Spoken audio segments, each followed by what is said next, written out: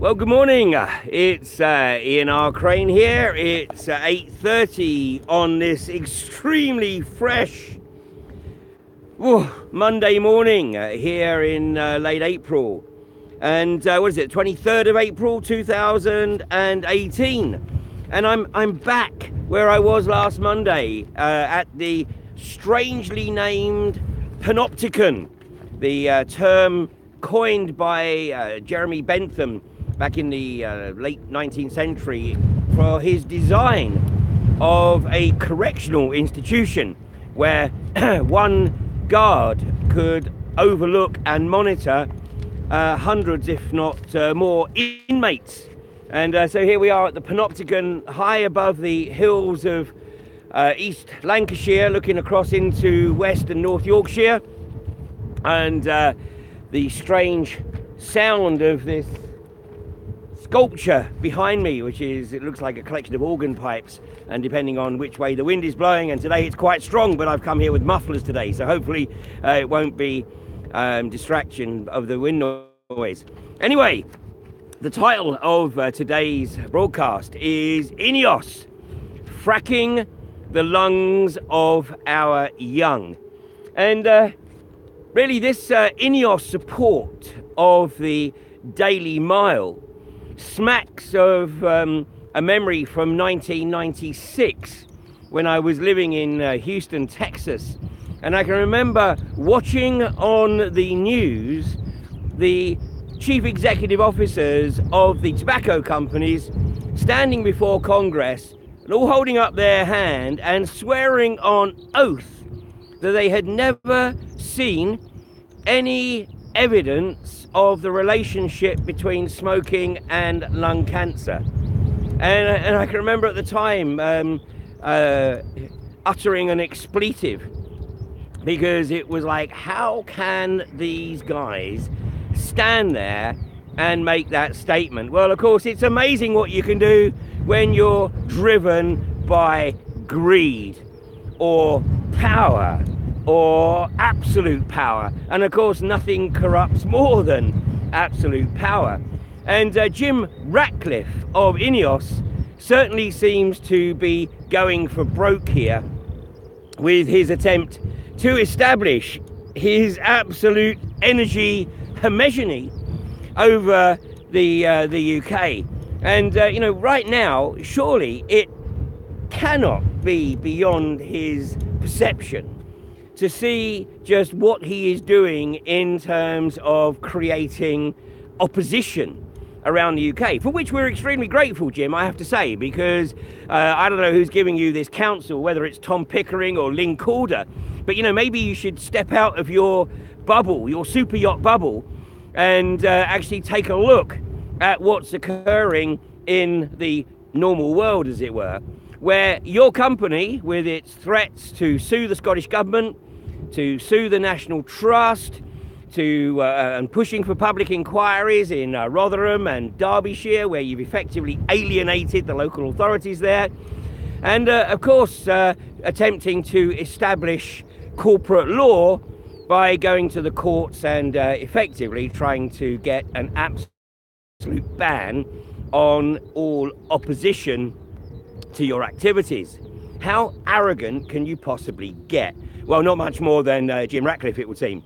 Well, he has been convinced that you know, it would be a good PR move to sponsor the Daily Mile, where we encourage our youth to get fit and to exercise more and hyperventilate whilst breathing in all the crap that your company in particular is pumping out, particularly around the Grangemouth area. And it never, you know, fails to amaze me when I do drive up that way and I see the stadium literally within the proverbial stone's throw of the INEOS refinery, with all that crap that's getting kicked out into the atmosphere. And it's like, you know, why would anybody want to breathe in this environment, let alone hyperventilate in an athletic stadium? And yesterday, I'm told, admittedly it's hearsay, but I'm told from a source that I trust that Paula Ratcliffe actually made mention of INEOS during her commentary of the Daily Mile. and lauded the company's support for it. Well, Paula, do a little bit of research.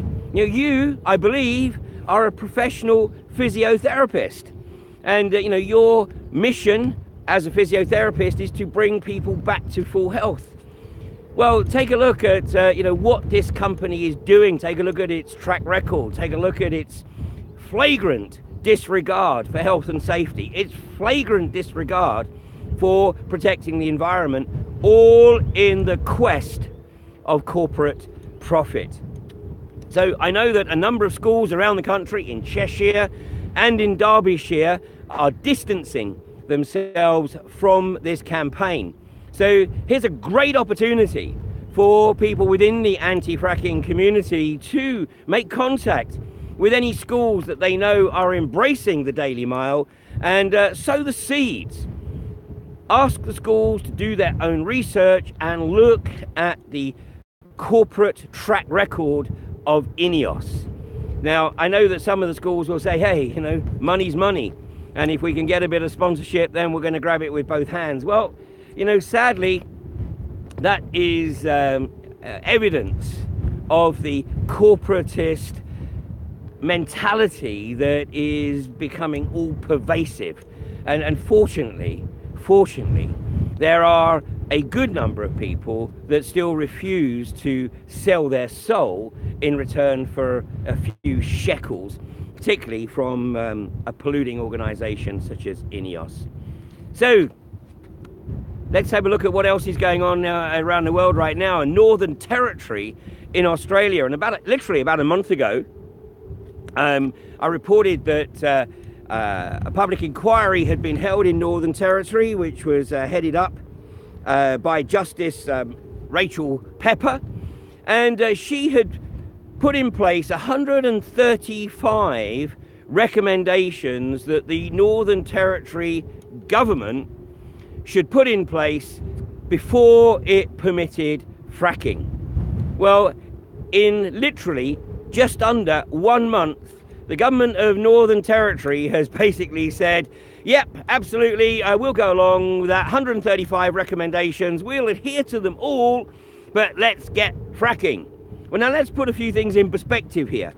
Northern Territory itself is some 7 times the size of the UK, with a population of under 250,000, about 215,000, of which 145,000 live in Darwin and the immediate surrounding area, the capital of Northern Territory.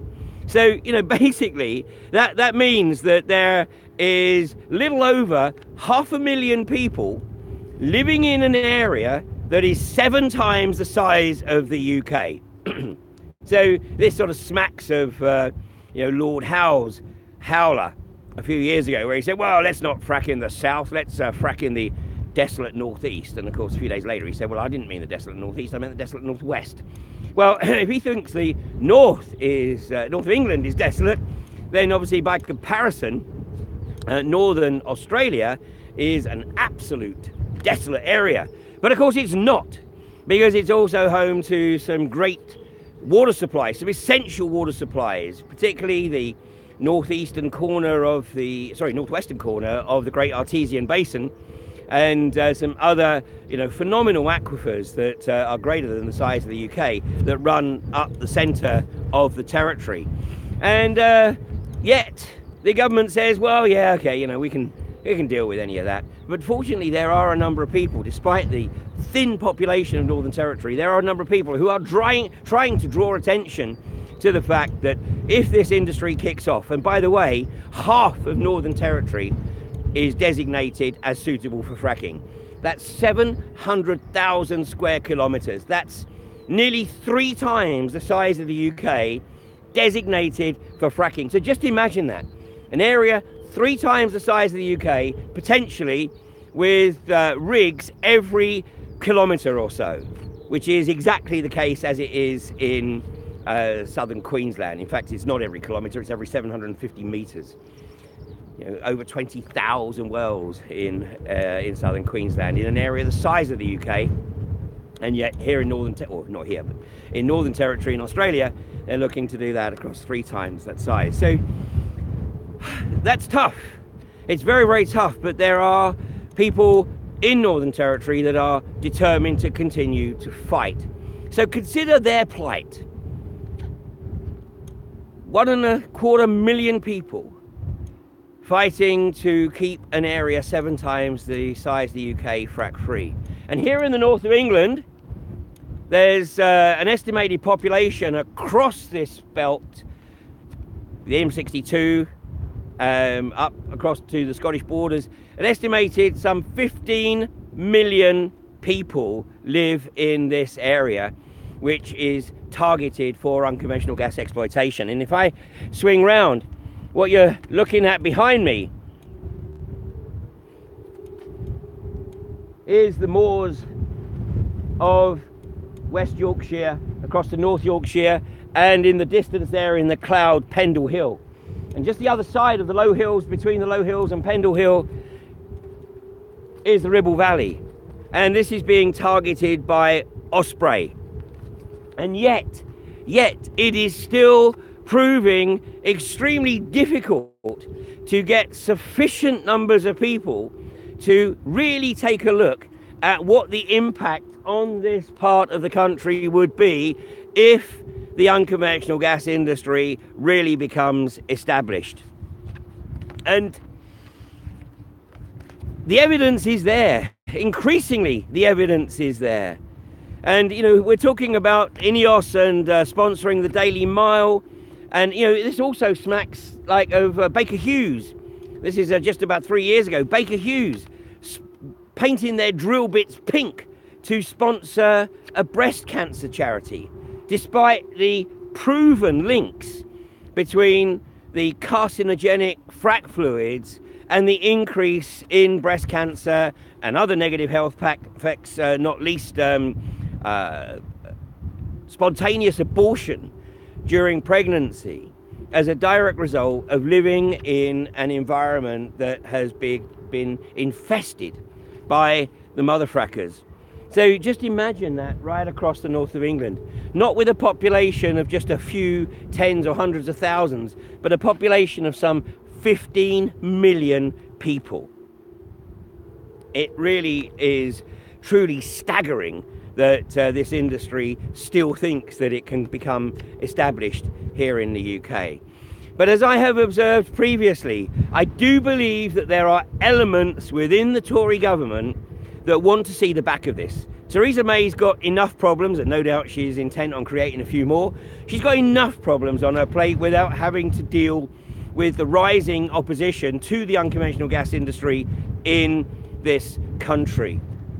And let's use the information that the government is putting out, not least Claire Perry's recent response to the questions posed by Totnes and South Hams MP Sarah Wollaston, where Claire Perry effectively stated that the government does not have any updated figures on the employment opportunities that will be created by this industry. What the government has now absolutely accepted is that the 64,000 jobs that is trotted out on an embarrassingly regular basis that was mentioned in a report published by the Royal Society in 2012 is a complete crock and doesn't stand any examination. The other questions that she asked: how much water is going to be used by this industry? What impact is that water usage in this area going to have on the existing water-dependent industries, such as agriculture? How much waste is going to be generated? And how is that waste going to be disposed of? And basically, the response to each of those questions is, we haven't got a first clue. We haven't done the research. So this is pretty solid evidence that there are elements within the British government, not least the Department of Business, Energy and Industrial Strategy, that they're not putting the effort, they're not putting the resources into pursuing this industry or looking at the effect or impact this industry will have, because I think they are hoping that it basically disappears probably before the start of the next conference season in the autumn. But that very much depends on each and every one of us, and I know everyone watching this live stream is already probably doing as much as they possibly can to help raise awareness in their communities about the dangers associated with this industry. And the likes of INEOS, of course, don't want you to do any research. And you know, one of the most outstanding resources when you look at the chemicals that are used by this industry is the outstanding spreadsheet that was produced by Dr. Theo Colborn, who sadly passed on to another realm a couple of years ago. But she left a legacy, and that legacy is a spreadsheet which documents the chemicals that she was able to identify that were used in the unconventional hydrocarbon abstraction process in the United States. And it's not just a list of chemicals, it looks at the purpose that they are used for in the process, it looks at the negative impacts on the environment, it looks at the negative health impacts, and you can download that spreadsheet. It is freely available on frackingnightmare.com. And if you go to frackingnightmare.com and you click on downloads, there is only one download on that site, and that is this Excel spreadsheet. And you know, as you read through it, you will realize that this is an industry that doesn't give two hoots about the environment or about the unfortunate individuals that happen to live in their sacrifice zones.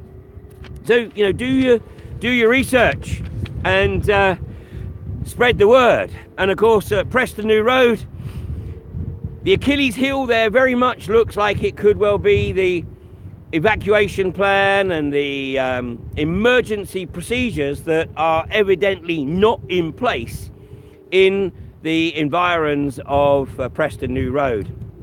So please do take a look at the Freedom of Information requests that have been submitted by Helen Chunso, and look at the 15 pages of gobbledygook that the Lancashire Fire Service offered under duress, after having been told by the Information Commissioner that they couldn't not respond to the request.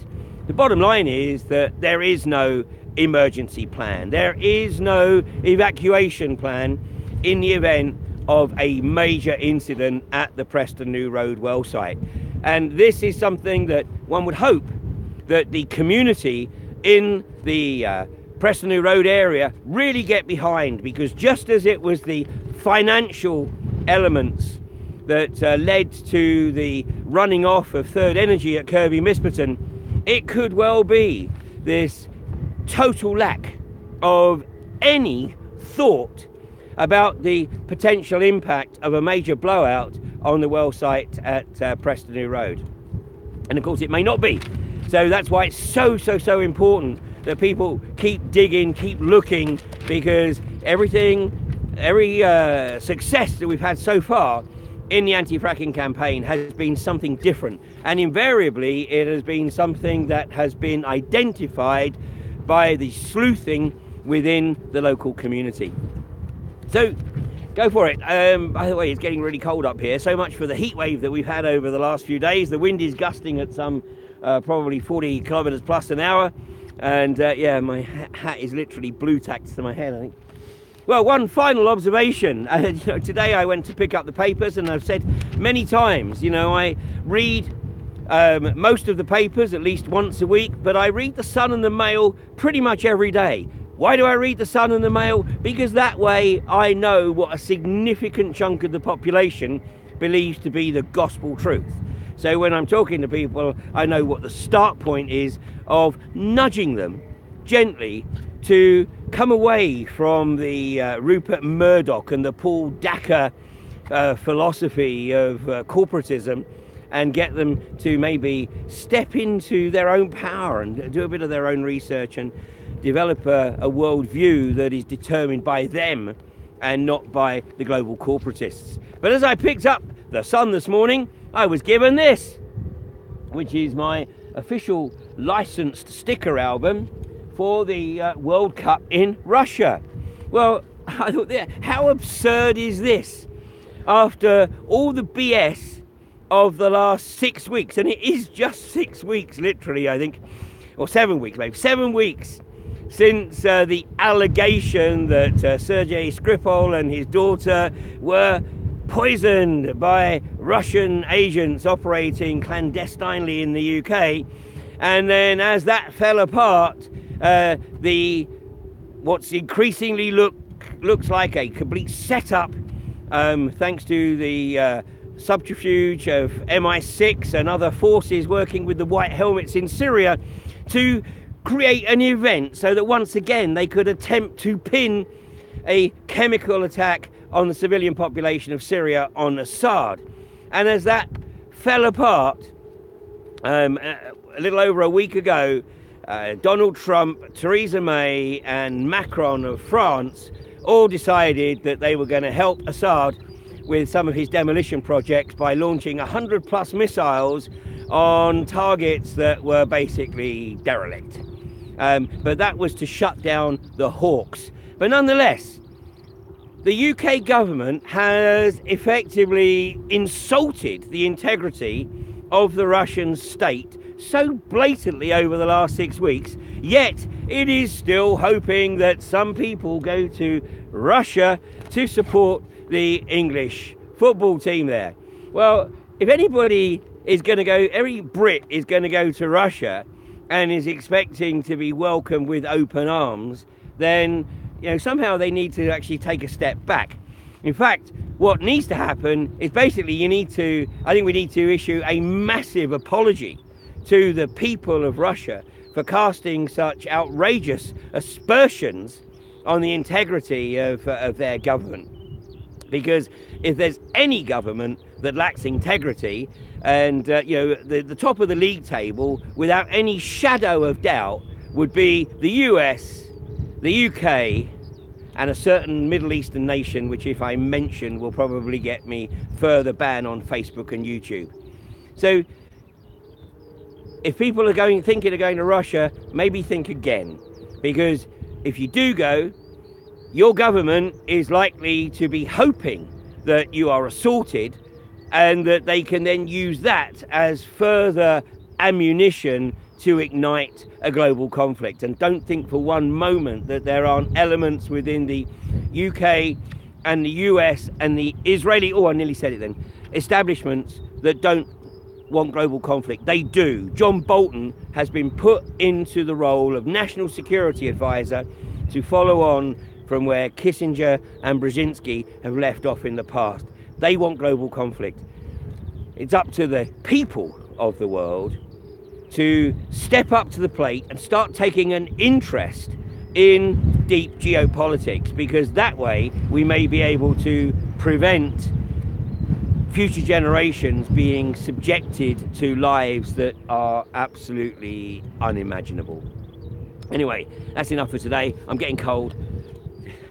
Let's have a bit of summer back again, and thanks to Piers Corbyn, by the way, for accurately predicting the mini heat wave at the back end of April. I will catch you not tomorrow, but on Wednesday morning at 8:30. Catch you then.